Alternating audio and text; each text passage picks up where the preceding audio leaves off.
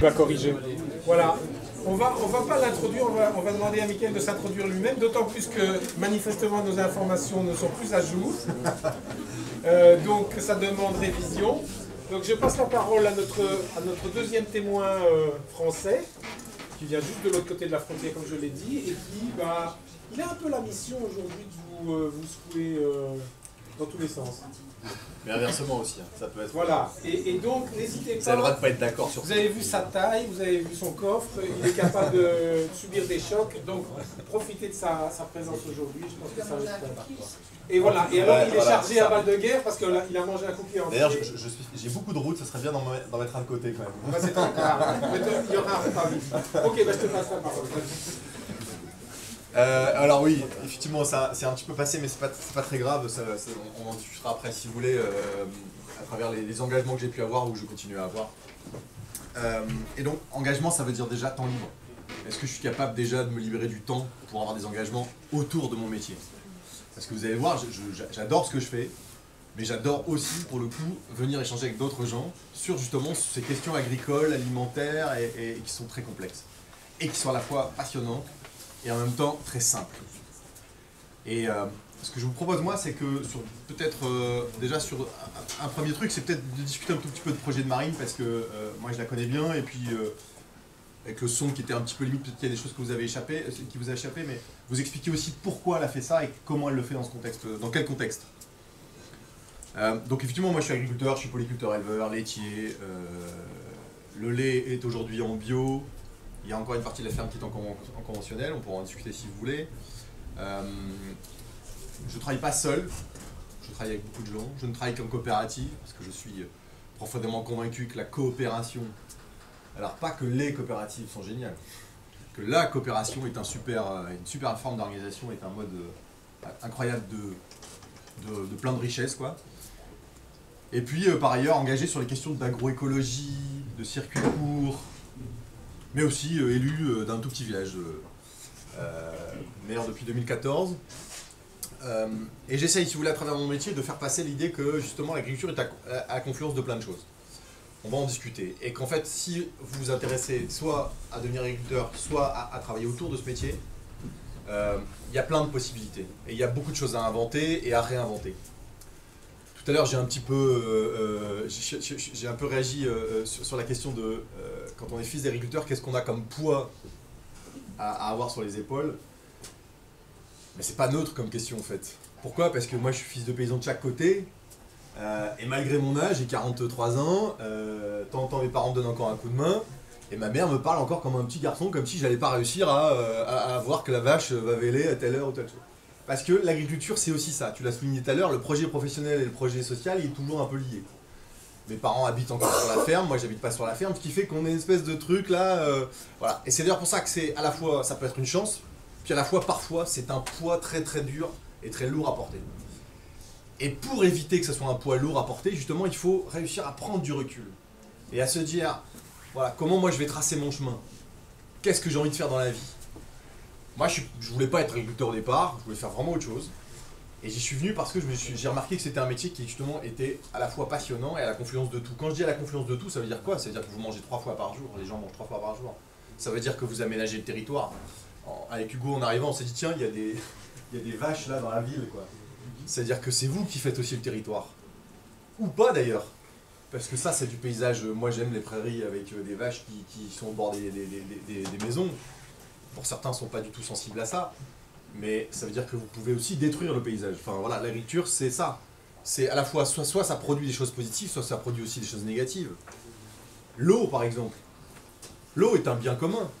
Mais nous, agriculteurs, on a une influence sur l'eau. Sur sa qualité, sur sa quantité, parce qu'on l'utilise, etc. Enfin bref, on est à la confluence de plein de choses. Et ce que vous allez repérer, si vous le regardez de manière complexe et globale, c'est-à-dire que si vous ne restez pas que sur l'acte de production, et moi je me définis jamais comme un producteur de matières premières. Je ne suis pas producteur de matières premières, mais vraiment pas.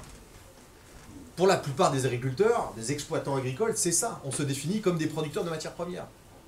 Et quand on se définit comme un producteur d'une matière première, ça veut dire qu'on fait partie d'une longue filière où il y a des opérateurs, alors excusez-moi, ça va être très technique, mais avec des opérateurs qui vont avoir du poids plus que vous, parce qu'ils sont plus organisés, plus gros, etc., etc. Donc vous fournissez une matière première, et ces mêmes agriculteurs qui fournissent une matière première se plaignent du fait qu'ils n'arrivent pas à négocier le prix, ou qu'ils n'arrivent pas à gagner leur vie avec ça.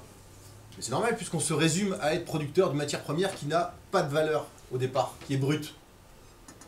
Si on n'en donne pas une valeur, ou si on n'en définit pas les valeurs, eh ben il y a un type qui prend et qui vous dit à la fin du mois je vais vous donner ça, grosso modo. Alors quand c'est une coopérative, ou quand c'est quelque chose, enfin voilà, quand c'est des petites productions c'est un peu différent, mais globalement, sur les filières comme la pomme de terre, la betterave, le lait ou la céréale, vous êtes très peu décideur de ce que vous allez produire. Ni comment vous allez le produire, parce que parfois ils vous l'imposent, ni à quel prix. Donc déjà, voilà. Et moi je me définis pas comme un producteur de matière première, parce que sinon ça veut dire que j'accepte tout ça, et je suis condamné juste à produire et à être un esclave de ce truc-là. Voilà. Moi je me considère comme un paysan, c'est-à-dire que je produis d'autres choses que juste une matière première. On y reviendra parce que voilà, c'est pas neutre ce que j'essaie de définir par là. Vous, enfin voilà, peut-être que ça vous parle pas, peut-être que, mais ça veut dire plein de choses derrière. Ça veut dire que je ne suis pas, encore une fois, j'exploite pas juste une ressource. J'essaie de faire d'autres choses. Moi, j'estime pouvoir produire de l'eau de qualité, du paysage, mais aussi du lien social. Du lien social, c'est quoi? C'est que bah, j'accueille un stagiaire, j'ai une apprentie. Enfin voilà, ma mère m'a fait la remarque hier en disant bah tu sais le gars qui est venu, oh mais il y en a tellement qui viennent ici, je sais même plus comment il s'appelle. Cette ferme elle est ouverte parce que justement, moi je suis comme ça, j'aime échanger avec les gens et les gens viennent chercher une information ou viennent comprendre ou viennent chercher du lien. Et si je fais pas ça, si je suis seul face aux contraintes que j'ai, parce qu'il y a des contraintes, je vais pas du tout être non plus en train de dire tout se passe bien, il n'y a pas de contraintes. Si je suis face aux contraintes seul, eh ben, c'est une vraie difficulté. C'est pour ça d'ailleurs que je vais revenir vite fait rapidement sur le témoignage de Marine. Alors si on reste sur l'idée qu'au bout de 5 ans elle ne sait toujours pas se dégager un salaire, c'est raide quand même. Hein. C'est un peu raide quand même. 5 ans sans dégager de salaire, bon. Alors c'est faux, c'est vrai à la fois et c'est faux, puisque elle a quand même réussi à dégager 2 salaires, si je l'ai compris, puisque elle paye des salariés. Donc elle ne s'est pas rémunérée tout de suite. Mais elle a quand même payé des salaires. Et un salaire, vous savez combien c'est? Un salarié par an, c'est combien? Allez, à la louche. En Belgique, quoi, 40 000. 40 000 en Belgique? Ouais. Entre 40 et 50. D'accord. Chargé? C'est les profs qui répondent, c'est pas les... C'est du brut, hein. C'est vrai qu'aussi, d'ailleurs, petit aparté, je me souviens avoir échangé avec les jeunes agriculteurs belges, où on a découvert que finalement la fiscalité et le poids de la charge sociale et fiscale en Belgique et la France étaient légèrement différents. Donc quand on me dit que, effectivement, le foncier est très cher chez vous, par rapport à tout à l'heure, la Bretagne, je sais plus quoi, nous c'est 45% de fiscalité et de charge sociale. Je crois qu'ici en Belgique ça doit être entre 10 et 15%, il me semble. Donc, voilà, ça veut juste dire si on peut comparer, parce qu'en fait il y a d'autres éléments, voilà. On peut comparer des systèmes de production avec aussi ces éléments-là du fait que... Petit aparté. Alors, Marine, elle n'a pas eu ce problème-là, elle n'a pas dû acheter le foncier, parce que vous avez compris, en fait, c'est une collectivité, donc c'est la ville de Lille, qui met 40 hectares à disposition des gens. Ça, vous aviez capté ou pas? En faisant ça, en fait, qu'est-ce qu'elle fait, la collectivité? Elle salarie En fait, la collectivité, elle prend sa charge, c'est-à-dire qu'elle dit, bah tiens, j'ai un problème, j'ai plus de maraîchers. Est-ce qu'il y a encore des maraîchers autour de vous? Est-ce que vous en connaissez? Est-ce qu'il y en a encore dans... Ouais, ça revient. Ça revient. Ça revient, ouais. Est-ce qu'il y a encore des horticulteurs?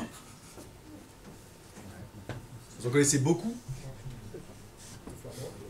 Ouais, on en dit pas trop. En fait, maraîchage et horticulteur, ça a été des métiers sacrifiés, il n'y en a plus, quoi, en clair. C'est-à-dire que de nouveau, là, depuis 5 à 10 ans, il y a une espèce d'envie de nouveau de faire ça. Pour plein de raisons, parce qu'encore une fois, on est à la confluence de tout, souvenez-vous. Plus on sera urbanisé, plus les gens seront loin du vivant, plus ils auront envie de vous voir. Et de comprendre ce qu'ils mangent, et de comprendre ce que c'est que le vivant. Donc vous avez une chance formidable, vous connaissez le vivant, vous vivez avec. Les gens qui vivent en milieu urbain ne connaissent pas le vivant et s'y intéressent de plus en plus. Alors c'est à la fois parfois très caricatural et à la fois c'est super intéressant. Parce qu'ils s'intéressent de nouveau à ce qu'ils mangent et enfin de nouveau à notre métier. Moi je pense que c'est une bonne nouvelle. Donc là en fait la collectivité, Lille, dit bah, tiens je vais mettre 40 hectares à disposition de maraîchers. Marine fait partie des candidats, il y a d'autres candidats. Et puis elle démarre son activité avec son mari. Donc c'est 2 jeunes qui sont très courageux quoi. Et elle l'a dit plusieurs fois. Par contre effectivement la trésorerie, l'entreprise, voilà, la gestion d'entreprise, ça c'est des choses importantes. Et en fait, là où est-ce que c'est délicat, c'est que Marine, je pense qu'elle a oublié quelque chose, mais c'est pas de son ressort. C'est-à-dire que la collectivité, quand elle met 40 hectares, elle oublie qu'il y a plein d'autres choses qui font qu'un métier d'agriculteur permet d'en vivre. C'est pas juste produire, encore une fois. Et en fait, il fallait qu'elle démarre avec un peu de trésorerie, tout simplement. Et elle a démarré sans trésorerie, ou très peu. Et donc, c'est ça qui est difficile d'acquérir, c'est de la trésorerie, c'est-à-dire d'avoir suffisamment d'argent tous les jours sur le compte pour pouvoir payer l'ensemble de ses charges et se rémunérer. Parce que c'est pas un salaire qu'elle prend. Ça, vous l'avez bien compris, elle n'est pas salariée de sa structure, elle est patronne, donc elle se prend une rémunération qu'elle décide. Et en fonction du résultat à la fin de l'année, elle peut en prendre plus ou moins. Qu'est-ce qui détermine? Est-ce que... Alors, vous avez des notions de gestion, j'imagine. Si c'est non, je sors, je vois bien comment on est là.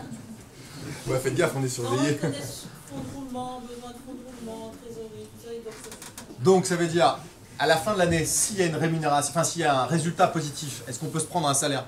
Enfin, est-ce qu'on peut se prendre une rémunération? Est-ce qu'on peut prendre l'argent?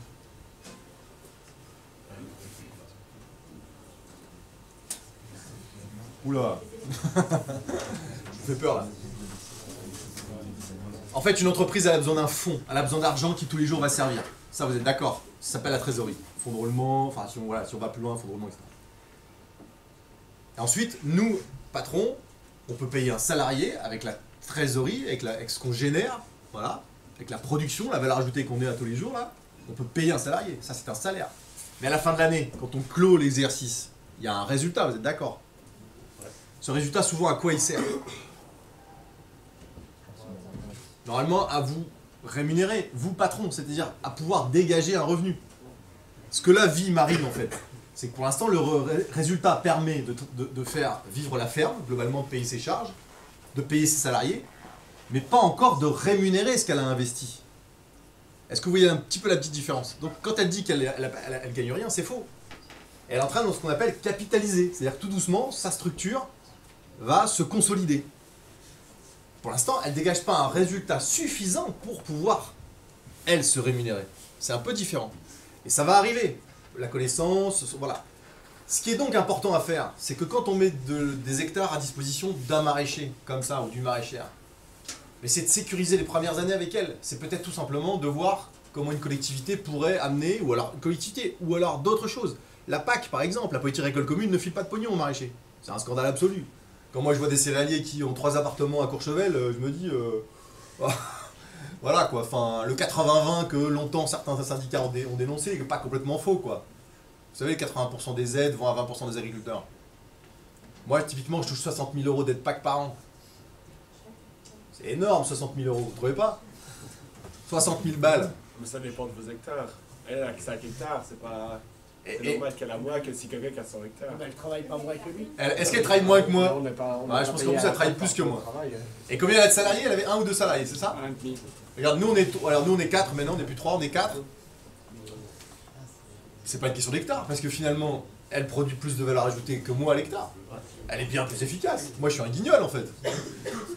Donc la politique agricole commune, elle devrait valoriser ça, parce qu'imagine, il y a je sais pas combien de marines, mais le territoire est totalement différent du mien. Moi, je suis dans une région où ça ressemble un peu à chez vous quand même. Là derrière, tout à l'heure, je blaguais, mais ça ressemble même beaucoup à chez vous, quoi. Ce qui est en train de se passer, c'est que, alors, comme on est un peu moins dense en population que la Belgique, les cultures industrielles dites pommes de terre, betteraves, petits pois, etc. sont en train de prendre la place tout doucement de l'élevage pour différentes raisons. Et donc on commence à avoir des grandes plaines où il ne se passe plus rien.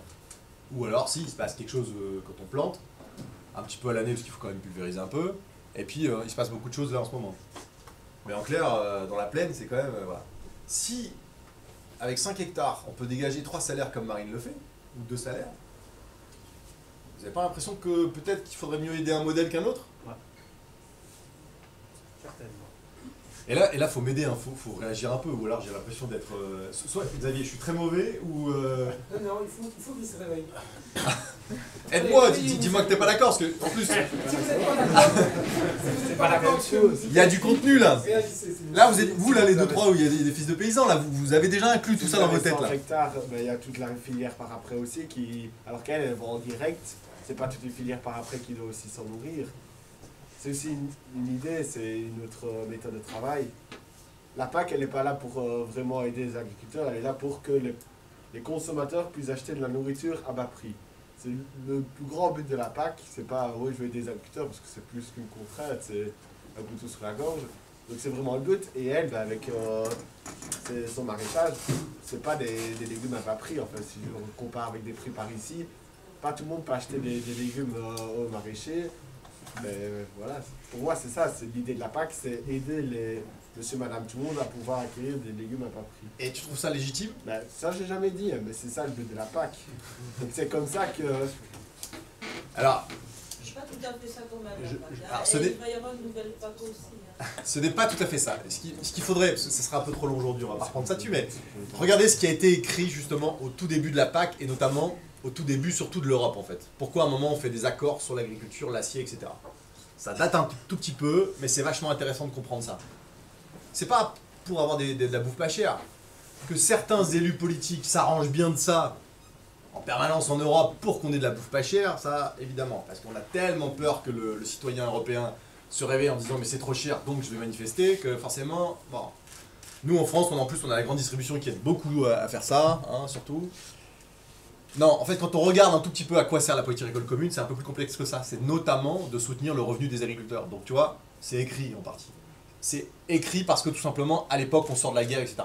La politique agricole commune avait d'autres ambitions. Elle a d'autres ambitions. C'est une politique agricole commune entre tous les pays.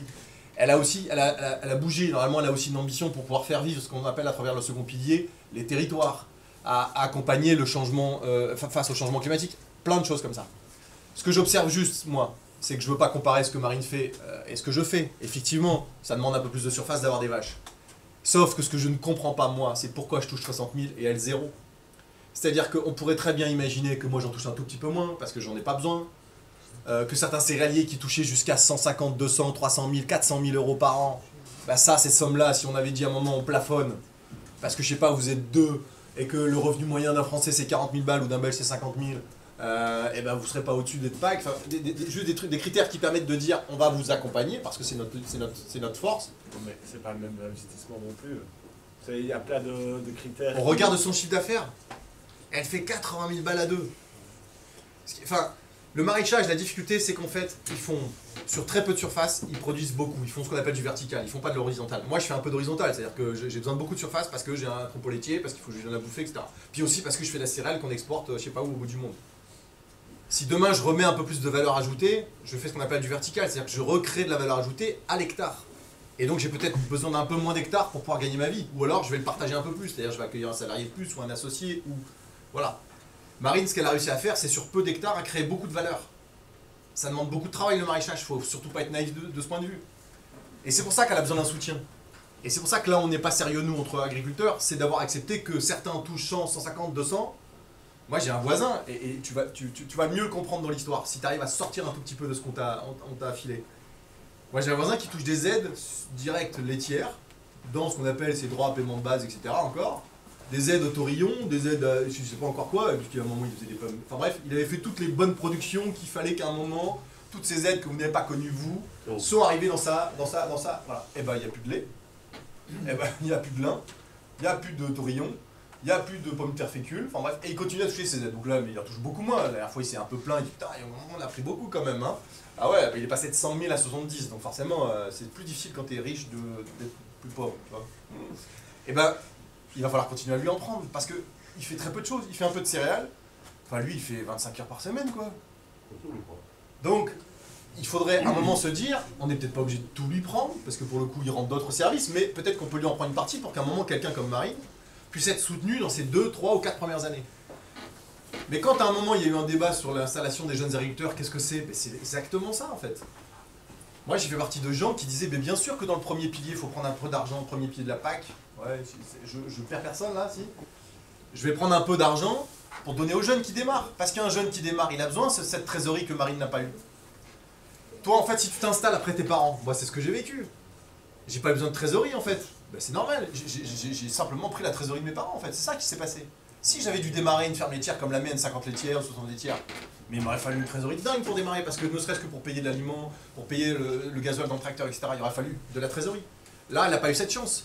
Donc c'est pour ça qu'aujourd'hui, c'est un peu difficile, mais sauf que moi je pense que d'ici peu de temps, elle va réussir à dégager un revenu Puis après, il va falloir qu'elle fasse un truc, c'est que quand je dis qu'il faut coopérer, moi, c'est ça, c'est que maraîcher c'est très difficile. Donc si vous le faites pas avec d'autres, elle est peut-être pas obligée de produire tout ce qu'elle produit. Il y a peut-être des choses qu'elle aime par rapport à d'autres. C'est exactement pareil dans toutes les fermes.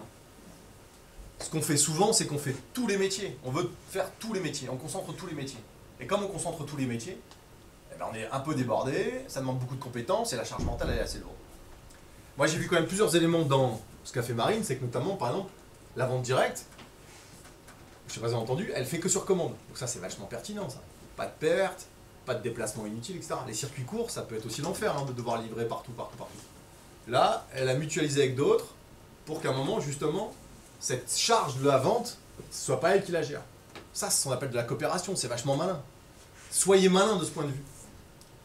La production, c'est contraignant. Si vous le réfléchissez bien, si vous faites marcher votre tête, ça peut devenir une super aventure. Mais il ne faut pas oublier l'ensemble des choses. Vous ne pouvez pas produire le matin, transformer le midi, être sur Facebook le soir pour dire super les citadins venez me voir. Non, ben non, personne ne fait ça. Enfin si, il y en a quelques-uns qui font ça, mais combien de temps? Enfin, et agriculteur, c'est pas ça. Vous pouvez pas être en permanence sur le qui-vive tout le temps. La charge est trop forte. Vous allez faire les 5 premières années, les 10 premières années. Moi, je l'ai fait les 5 premières années parce que comme vous, je suis arrivé, j'étais à fond, je voulais faire ci, ça, ça et ça. Sauf que j'ai jamais oublié mes premiers objectifs, qui étaient de dire, d'ici quelques années, je serai en capacité de prendre du temps pour moi, de prendre du temps pour ma famille, de prendre du repos, de réfléchir avec d'autres, de voir d'autres, de conduire mes gamins au foot. Voilà. Et je l'ai fait plus vite que prévu parce que très rapidement, j'ai pris conscience que ce métier, j'allais le faire longtemps et qu'on ne peut pas se mettre dans le rouge trop vite. Donc mesurez ça. Et moi, je les ai écrits, mes objectifs. Enfin, je l'ai pris ce calepin parce que là, je me suis noté quelques trucs, mais moi, j'ai besoin de ça tous les jours. Tous les jours, je me note mon organisation de travail et j'essaye aussi de me dire, tiens, c'est quoi mes objectifs de la semaine ou du mois ou de l'année. Si vous ne le notez pas, effectivement, on peut être au cul des vaches et dans le tracteur tout le temps. Il y a toujours une bonne raison de monter dans le tracteur et d'aller au cul des vaches. Et si vous n'écrivez pas vos objectifs, les gens avec qui vous allez travailler ou pour qui vous allez travailler vont très vite vous ramener dans ce qu'on appelle la production de matières premières. Allez-y les gars, produisez, etc. Moi je suis la génération où m'a percé, il fallait produire du lait pour la Chine. Je ne sais pas si vous en fait le coup en Belgique. C'était l'Eldorado. Ils vous l'ont fait aussi le coup de il faut produire pour la Belgique, pour la Suisse, pour la Chine, pardon. Ils vous l'ont fait ça? Ça c'était génial, moi j'ai trouvé ça génial. Et du lait en poudre. Alors pas forcément, nous on a fait mieux que ça, on a envoyé de l'eau. On a envoyé de l'eau un peu blanche quand même, hein, ça s'appelle du lait demi-écrémé. Mais on a envoyé de l'eau en Chine. Vous êtes d'accord que du lait c'est beaucoup d'eau? Il y a un peu de matière protéique, butyrol, etc. Il y a de la matière utile. Il y a quand même beaucoup d'eau, vous êtes d'accord ou pas? Une vache ça boit beaucoup d'eau. Vous avez besoin de beaucoup d'eau pour produire de l'herbe, du maïs, comme ça. Quand vous exportez du lait en Chine, vous exportez quoi en fait? Ah, de l'eau. Enfin, je vous provoque un peu, mais c'est ça aussi qu'il faut ramener. Il faut ramener aux choses très essentielles. Et vous avez besoin de l'eau pour faire votre production. La Chine en a rien à foutre. Hein, donc moi, il y a des gens qui m'ont expliqué qu'il fallait que je produise plus pour les Chinois. Alors j'ai eu la chance d'avoir des bons profs, j'ai eu la chance de rencontrer des gens un peu plus pertinents, j'ai eu la chance de venir souvent à Bruxelles, c'est pour ça que j'aime beaucoup votre pays. Où il y a des gens qui ont dit c'est un peu plus compliqué que ça. Voilà. Et de comprendre ça, j'ai essayé de le faire partager en tant que vice-président d'une coopérative agricole qui justement exporte beaucoup de poudre de lait avec d'autres éleveurs. Et ça nous a permis de faire plein de choses. De pas que partir là-dedans. Et il y en a qui l'ont fait. Hein. Je sais pas si vous savez, nous, il y a des Chinois qui ont ouvert une usine en Bretagne, à Carré. Ouais. Ben, le Chinois s'est planté. C'est la coopérative française qui s'appelle Sodial qui a dû racheter ça. Alors qui a laissé un bras, hein, parce qu'en plus pendant ce temps-là, qu'est-ce qu'elle a fait Sodial? Sodial a dit génial, l'Eldorado chinois, on va emmener nos éleveurs. Allez les éleveurs, on produit plus. Voilà. On produit plus, sauf que on produit à combien? Ah bah le prix on verra après. Ah oui mais le gasoil il monte là. Moi je me suis installé en 2004, le gasoil c'était 40 centimes le litre. Combien vous achetez du gasoil aujourd'hui? 80, 90. Ça va grimper, hein, je vous l'annonce. Là, l'engrais est en train de s'envoler à une vitesse pas possible. Et pendant ce temps-là, le prix du lait est resté sensiblement pareil.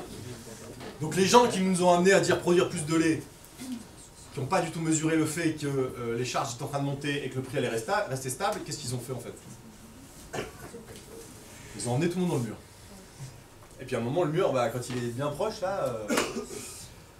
Je prends cet exemple-là pour vous dire que finalement, ce qu'il va falloir vous poser comme question quand vous allez vous intéresser vraiment à vous dire tiens, je veux m'installer, ou j'ai un projet autour de l'agriculture, ou j'ai un projet autour du foncier, qu'est-ce qui dépend de moi, qu'est-ce qui dépend pas de moi?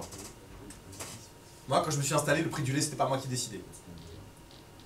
Alors, il y a plein de manières hein, de le faire. Bah, vous pouvez, moi, première chose que j'ai fait, c'est parce que c'était dans une espèce d'élan là, collectif.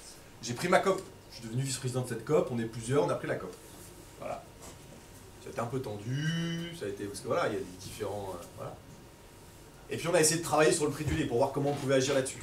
Et on a trouvé des solutions. Mais il y en a d'autres qui ont fait autre chose. Il y en a qui ont fait de la vente directe, par exemple, qui ont transformé, qui ont donné de la valeur à leur lait.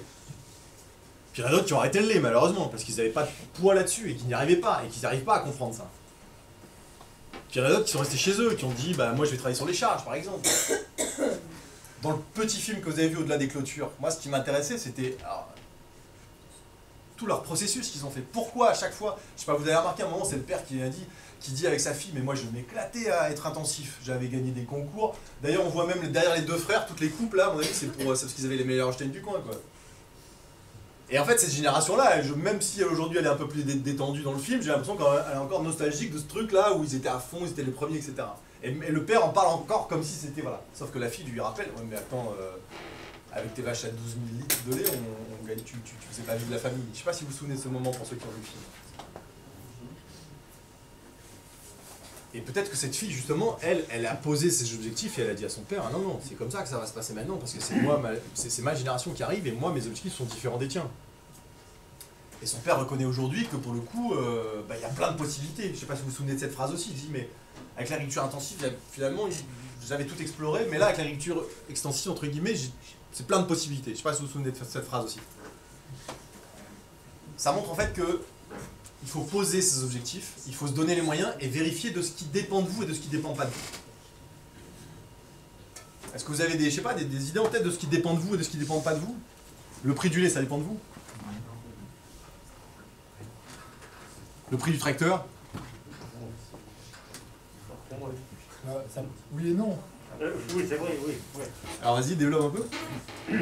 Bah, non, parce que le prix en lui-même de ce tracteur-là, c'est le concessionnaire qui va le fixer. Et c'est nous qui allons décider lequel on va acheter. Alors, c'est une façon déjà de dire j'ai un choix, ouais. Et après, est-ce que tu en vois d'autres? Non, on parle de coopération, de tout ça. Est-ce que tu l'achètes tout seul, par exemple? Ouais, c'est ça. Est-ce que je fais assez suffisamment d'heures pour... Moi, là, par exemple, j'ai pas de matériel tout seul. Si, j'ai un matériel tout seul, c'est le fameux télescopique, là, parce que forcément, lui, il tourne 1000 heures par an. Donc, 900 à 1000 heures par an, lui, je l'ai tout seul. Et encore, le voisin, il vient chercher souvent. Ça, par exemple, ça peut paraître ridicule, mais... Et ça marche pour le maraîcher, jusqu'à l'éleveur, jusqu'au patatier. C'est-à-dire qu'en fait, ce qui est terrible dans notre métier, c'est que c'est le seul endroit où il y a plus de matériel que de chauffeurs. Chez un type qui a des camions et qui fait de la route, bah il a 5 camions et 10 chauffeurs. Nous on a 10 camions, enfin 10 tracteurs et 5 chauffeurs. Est-ce que vous trouvez ça logique? Pour plein de raisons, on trouve que c'est mieux parce que tu n'es pas obligé de décrocher toutes ces conneries là. Mais en fait, si on regarde les choses de manière objective, un tracteur ça coûte une blinde. Moi ça m'intéresse pas d'avoir un tracteur, ce qui m'intéresse moi c'est plutôt de gagner ma vie et faire d'autres choses avec. Après vous faites ce que vous voulez avec, mais... Et donc un tracteur c'est en fait, si c'est pour payer, parce que si pour payer Fendt, New Holland ou je sais pas qui, honnêtement je crois que de l'argent ils en ont assez. Ils ont pas l'air d'aller trop mal. Si c'est ça qui vous inquiète d'être solidaire avec le monde du matériel agricole, sachez qu'ils gagnent pas trop mal leur vie, eux de leur côté. Et bizarrement, on peut pas dire non plus qu'ils soient très très partageurs avec voilà, un tracteur neuf. Maintenant mon voisin en a acheté un, c'est 130 000 balles. Moi, c'est le prix d'une baraque. Donc, moi j'ai arrêté il y a longtemps de regarder ce que c'est qu'un tracteur neuf parce que c'est pas possible. Donc il y a plusieurs façons d'utiliser ce tracteur. Puis après il y a surtout une première façon de se dire est-ce que si j'ai du choix ou pas là par rapport du matériel. Est-ce que mon système d'organisation, mon organisation a besoin de matériel tout le temps? Par rapport à Marine par exemple, le maraîchage c'est compliqué et malheureusement Marine n'a pas aujourd'hui tout l'éventail des possibilités pour que le maraîchage soit remis en question. Il y a la permaculture par exemple qui frotte un petit peu le maraîchage classique, mais pour l'instant c'est voilà. Il y a la coopération qui peuvent les aider un peu, mais c'est pas souvent des gens qui coopèrent beaucoup. Enfin, voilà, il n'y a pas un contexte super favorable, même s'il y a beaucoup de gens qui ont envie d'être maraîchers, il n'y a quand même pas encore un contexte suffisamment innovant. Il y a, je sais pas si vous connaissez l'atelier des paysans en France. Ce sont des paysans qui sont mis en commun et qui construisent leur matériel eux-mêmes. Donc en fait, il y a une forme d'innovation, mais elle n'est pas encore suffisante. En lait, c'est différent. En élevage laitier en France, il y a une espèce d'innovation un peu plus forte, parce qu'on vient de vivre des crises, tout simplement. Donc si vous avez envie d'avoir le choix, par exemple, j'achète un tracteur ou pas, bah déjà, est-ce que mes vaches ont besoin d'un tracteur? Si elles pâturent, excusez-moi, hop. Si elles pâturent les vaches, est-ce que j'ai besoin d'un tracteur? J'expliquais hier à Hugo qu'une vache, c'est une machine formidable. Il y a une barre de coupe devant et un dépendeur derrière. Non mais pour l'hiver, il faut quand même bien faire des réserves et tout ça. Non, ça dépend. Ça dépend de ton choix, ça dépend de tes objectifs. Moi, je produis du lait l'été et je produis du lait l'hiver, toute l'année quoi, en clair. Parce qu'il y a longtemps, il y a une dizaine d'années, quand j'ai compris qu'il y avait des choses sur lesquelles je pouvais tirer les ficelles et des choses où je pouvais pas tirer les ficelles, le prix du soja, j'avais aucun point là-dessus. Je connais pas personnellement Bolsonaro, je connais pas non plus personnellement le chef amérindien de l'Amazonie. Je me suis dit, bon, est-ce qu'on va continuer à déforester pour pouvoir produire du soja pour moi ou pas? Bon, peu de poids là-dessus. Donc, qu'est-ce que j'ai fait? J'ai essayé de sortir du soja. Donc, je sèche du foin en vrac. Voilà. J'ai une qualité de foin qui fait que j'ai pas besoin de tourteau du tout. J'achète pas de tourteau protéiné. Parce que simplement, je suis capable de produire de la protéine. À travers l'herbe et notamment la luzerne, des choses comme ça. Et donc, j'ai fait ça. Donc, aujourd'hui, moi, je suis capable de produire toute l'année du lait. Mais je suis allé voir des Bretons il n'y a pas très longtemps, pour revenir à cela, mais aussi des Normands, et aussi maintenant des potes chez moi, là, qui ont dit, mais est-ce qu'on a vraiment besoin de produire toute l'année? Et qui ont groupé, ce qu'on appelle grouper les vélages au printemps.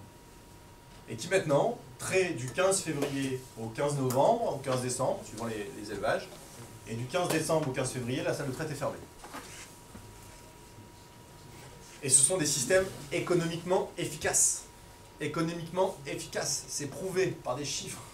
Vous les retrouverez sur internet si vous voulez, on pourra vous mettre des liens. C'est plus efficace que la plupart des systèmes. Ça bouscule, même moi je suis arrivé là, j'ai fait waouh quand même, je suis vraiment un con parce que si j'avais su ça il y a longtemps, j'aurais peut-être fait ça. Donc en clair, ils ont souvent que de l'herbe, des vaches qui produisent tant que l'herbe pousse. Et quand à un moment, l'herbe n'est plus accessible ou en fait ça devient compliqué, etc., comme ils ont calé tout leur vélage sur le printemps, les vaches commencent à donner de moins en moins, ils passent en monotraite à partir du 15 octobre, et au 15 décembre, ils ferment les tables. Ils mettent les vaches dans une stabule, ils leur filent quelques boules d'enrivanage pour juste d'entretenir les animaux, pour qu'elles vivent leur tarissement correctement, et ils redémarrent la traite quand, à un moment, il y a de nouveau les vélages au 15 février. C'est une organisation extraordinaire. Ça fonctionne très bien. Ça fonctionne très très bien. Par contre, c'est un choix. Moi, ça n'aurait pas forcément été mon choix. Mais là, pour le coup, j'ai vu des gens qui assument leur choix, qui ont du temps libre, qui travaillent en moyenne entre 25 et 35 heures par semaine pour un éleveur laitier. Ça parle à quelqu'un, ça ou... Alors, ils n'ont pas le dernier tracteur rutilant, ça c'est évident. Hein. Et encore, pour certains, il y avait un peu de matériel quand même. Ça, par exemple, ça c'est une forme d'innovation qui bouscule tout le monde. Tous les éleveurs laitiers, les profs, tout le monde. Parce que c'est sortir complètement du cadre de ce qu'on nous a appris. Un petit veau, ça pâture pas avant 6 ou 8 mois parce qu'il va être parasité, enfin toutes ces conneries quoi. Parce que tout ça, c'est des conneries. C'est-à-dire que quand je dis que c'est des conneries, c'est un carcan qu'on s'est organisé nous-mêmes parce que nous, ou la génération d'avant, a essayé de trouver un chemin avec tous les éléments qu'on leur donnait. C'est-à-dire le contexte dans lequel ils le faisaient. Quel va être votre contexte? Il va être très différent de celui du mien, mais aussi de celui de mes parents. Moi, celui de mes parents, effectivement, c'était la productivité, c'était à fond, c'était voilà. C'était le gasoil pas cher, l'engrais pas cher, le soja pas cher, c'était tout ça. C'était la politique agricole commune qui a aussi mis beaucoup de beurre dans les épinards et qui a aussi déstabilisé les structures, enfin déstabilisé des territoires. C'est tout ce contexte-là, mais c'est aussi la stabilité de tous les prix, quoi, grosso modo. C'est quoi notre contexte à nous? Enfin, ou à vous? Moi, je ne suis pas encore en fin de carrière du tout, mais il va être encore différent le vôtre. C'est quoi votre contexte? Qu'est-ce que j'appelle le contexte? Sur quoi vous avez pied, là, enfin main, est-ce que sur quoi vous pouvez agir et sur ce quoi vous ne pouvez pas agir? Changement climatique, vous pouvez agir là-dessus? Non. C'est pas votre contexte, tout ça? La Belgique n'a pas été inondée il n'y a pas très longtemps, là? Et ça, c'est quelque chose que vous allez pouvoir accepter, tolérer, vivre avec, comment vous allez faire? Ça, c'est votre contexte? Est-ce que c'est le contexte, de mes parents ou des vôtres ou des grands-parents? Donc tout projet va devoir prendre ça en compte. Par exemple. Est-ce que mes parents, est-ce que vos grands-parents ont connu la volatilité des cours des matières premières? C'est-à-dire que le blé qui vaut maintenant 250 balles valait 150 il y a 10 ans. Le soja qui en vaut 500 balles, non, alors le colza va monter jusqu'à 650. Moi j'ai démarré, j'ai vendu du colza à 280. C'est du voir 2 ou 3. Hein. Est-ce qu'ils ont connu ça eux? Non. Donc si vous connaissez ça, vous, imaginez chaque année, vous êtes sur un système intensif, vous consommez 100 tonnes de soja ou 100 tonnes de colza. L'année où les 280. T'as raison, j'ai fait une affaire. L'année suivante, vous ne vous couvrez pas assez, vous êtes obligé d'acheter 100 tonnes à 580. Combien un éleveur gagne par an à peu près? Ça dépend de chaque éleveur. En moyenne, je parle, en moyenne. En moyenne. Un éleveur en France, nous on a des références, vous avez aussi des références certainement annuelles. Ah, grosso modo, c'est 25 000 balles par an. Eh ben, juste avec la facture de soja, il a bouffé ses 25 000 balles. Juste avec la volatilité. Ça veut bien dire que on n'est plus du tout dans les mêmes repères. Si vous n'avez pas ces repères-là, voilà. Ça veut dire qu'il va falloir faire son chemin là-dedans. Mais il faut avoir conscience de ça. L'autre repère, c'est est-ce qu'il y avait des véganes et des antispécistes au temps de nos grands-parents? Est-ce qu'il y avait des gens qui interrogeaient mais tes animaux sont à l'intérieur, ils sortent jamais, mais c'est de la maltraitance. Est-ce qu'il y avait des gens qui vous posaient ces questions-là? Non. Est-ce que vous allez vivre avec ça, vous? Ouais. Ça veut dire que dans vos projets, dans vos objectifs, etc., est-ce que c'est pas des choses qu'il faut avoir comme indicateur? Ça veut pas dire que c'est le seul truc qu'il faut décider, parce que dans ce cas-là, on fait rien. C'est pas ça. C'est juste que moi, j'ai toujours une espèce de constellation au-dessus de moi de choses qui me disent, tiens, ça c'est un signal important, ça l'est un peu moins. Le point de vue de mon voisin, par exemple, c'est un signal très très relatif. Par contre, le fait que les urbains aient envie de redécouvrir le vivant, de mieux comprendre et de voir des animaux dehors, pour moi, ça me semble être un indicateur qui va m'être favorable. Il y en a d'autres qui vont dire, mais non, ça c'est très défavorable. C'est un point de vue. Moi, ça va m'être favorable. Parce que le choix de mon exploitation, la tendance, etc., le soutien des consommateurs français et européens, c'est un soutien pour moi. J'en ai rien à foutre de savoir quel Chinois va me boire mon lait, etc. Parce que le Chinois, il a, comme la plupart des gens sur cette planète, j'ai rien contre les Chinois, ils veulent d'abord pouvoir se nourrir eux-mêmes et pouvoir comprendre ce qu'ils mangent. Ils vont tous passer par là, on va tous passer par là. Ça s'appelle la souveraineté alimentaire, ça, on parlera ça plus tard. Mais simplement pour vous dire que vous avez la chance de vivre dans un métier qui est formidable. Mais il va falloir comprendre tous les contours. Faites-le pendant les cours, faites-le pendant votre jeunesse, parce qu'après quand vous serez dans le métier, là il vous faudra pour le coup mettre les mains dans le charbon. Mais moi ce que j'ai fait depuis 10, 15, 20 ans là, c'est ça. C'est d'essayer de trouver mon chemin. Alors ma ferme dégage un certain revenu, je vais très bien. Ça inquiète personne, non? Ils s'en foutaient en fait.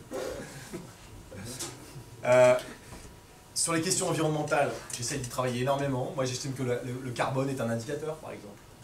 Le carbone dans le sol, la capacité à stocker du carbone.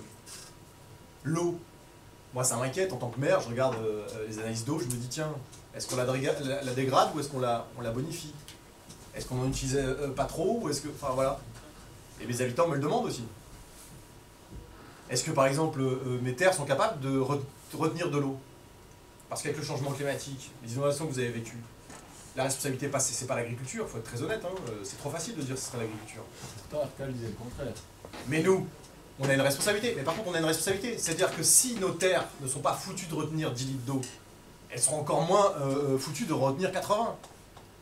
Et c'est pas parce qu'on va foutre des putains de petites diguettes là, ou des espèces de grands bassins qu'on va résoudre le problème, puisque ce sont des pluies qui sont tellement importantes qu'elles vont largement dépasser tous les ouvrages technologiques et techniques qu'on va faire. Donc moi, par exemple, je pense que l'agriculture peut rendre ce service. Il faut que l'eau s'infiltre. Comment on fait pour que l'eau s'infiltre?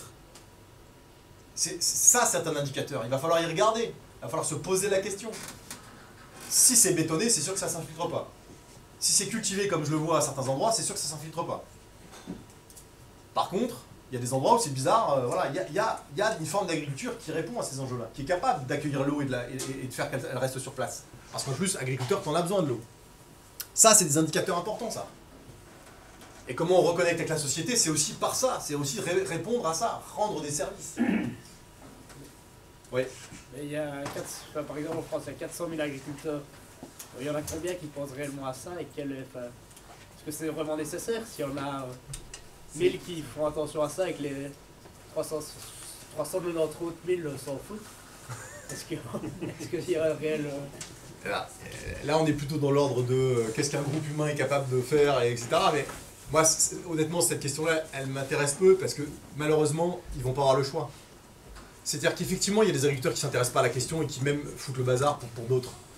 Mais moi, je vois beaucoup d'agriculteurs qui finalement s'interrogent quand même sur leur métier. Est-ce que je vais pouvoir transmettre ça à mes enfants ou pas? Rien que ça déjà, quand ils se posent l'action de transmettre ça. Avant, transmettre, c'était même pas un choix, puisque finalement, tu te disais, bah tiens, c'est toi qui seras agriculteur. Là maintenant, beaucoup d'agriculteurs se disent, merde, mes enfants s'intéressent même pas à ce que je fais. Mais c'est pas juste parce que l'agriculture c'est difficile, c'est aussi parce que justement, quand on n'arrive pas à démontrer en quoi l'agriculture est utile et qu'elle soit reconnue et qu'on porte nous un message positif, moi je suis effaré de voir de nombre d'agriculteurs de dire à leurs enfants tous les jours, ah c'est vraiment un boulot de merde. Je suis allé chez un ami là, il y a pas très longtemps que j'ai pas vu depuis un bout de temps. Je suis allé boire un café avec lui, je dis tu as le temps de me payer un café? Il dit ah ouais j'ai le temps, mais il a l'air de dire j'ai pas le temps quoi en clair. Et puis sa fille nous rejoint, et puis ah même elle veut pas reprendre, j'en ai marre des vaches, enfin il m'a tenu, même moi en sortant là je lui dis putain c'est vraiment que il fait un drôle de métier ce mec. J'ai travaillé avec lui, on était en groupement d'employeurs ensemble pendant 10 ans, j'ai créé il y a très longtemps un groupement d'employeurs, c'est-à-dire que j'ai mis autour d'une table des agriculteurs qui avaient des problèmes de main d'œuvre. Je leur ai dit bah voilà, moi je suis pas là tous les jours parce que il n'y a pas de problème de main d'œuvre, j'ai des problèmes du fait que j'étais engagé à l'extérieur. J'ai dit moi j'aimerais trouver un salarié 2 jours par semaine pour que je puisse continuer à avoir ma responsabilité. Toi t'es débordé, est-ce qu'une journée par semaine ça te dit pas? Toi t'es un peu débordé, est-ce qu'une journée par semaine? Et toi t'es en plus, toi tu fais ça, est-ce qu'une journée... Voilà. Et on a embauché un salarié, on a embauché un deuxième, on a embauché un troisième, etc. Et puis on a partagé la main-d'œuvre. Et puis tous ces mecs-là ont pu commencer à lever le pied. Et puis ce garçon, pour différentes raisons, je ne sais pas pourquoi, à un moment il a décidé, parce qu'il estimait que ça coûtait trop cher, de sortir du groupement. Donc là aujourd'hui il n'a plus de salarié, il compte sur son épouse et puis un peu ses enfants qui viennent lui donner un coup de main. Il a 70 laitières. Et alors, je sais pourquoi il a décidé ça. Parce qu'à un moment, il a voulu... Ces vaches ne sortent plus, il a voulu se faire un beau bâtiment avec tout ce qu'il avait rêvé. Il a un petit robot Lely là, qui coûte une blinde et qui pousse son maïs. Il a fait ce choix-là. Sauf que là, j'ai vu maintenant, ça fait 5 ans qu'il est sorti du groupement, ça fait un bout de temps que je ne l'avais pas vu. Bah, il a même pu, donc, il s'appelait Christophe le salarié, il a même pu Christophe le lundi ou le mardi pour pouvoir souffler. Même malgré son robot Lely là. Le lundi, il faut quand même qu'il soit aux vaches. Qu'est-ce qui fait qu'à un moment dans sa tête, il s'est dit je vais plutôt investir dans du béton que dans des moyens humains? Ça, ce sont des choix individuels. Après, est-ce que collectivement, on est en capacité de le comprendre? Ben non, puisqu'en fait, pour l'instant, mais enfin, demande à un automobiliste s'il préfère marcher et faire du vélo, il va dire bah non, je suis bien dans ma bagnole, au moins je suis à l'abri.